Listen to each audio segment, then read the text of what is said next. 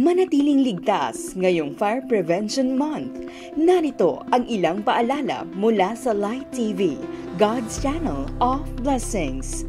Huwag mag-imbak ng mga bagay na maaaring maging sanhi ng sunog, gaya ng oil, gas lamps o pintura.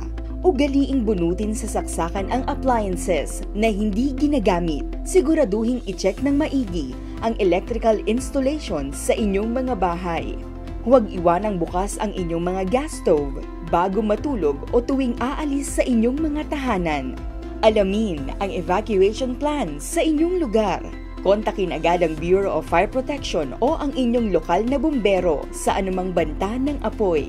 Humingi ng gabay sa ating Panginoon para sa kaligtasan ng iyong pamilya laban sa sunog. Maging alerto at patuloy na manalig sa Diyos ngayong Fire Prevention Month.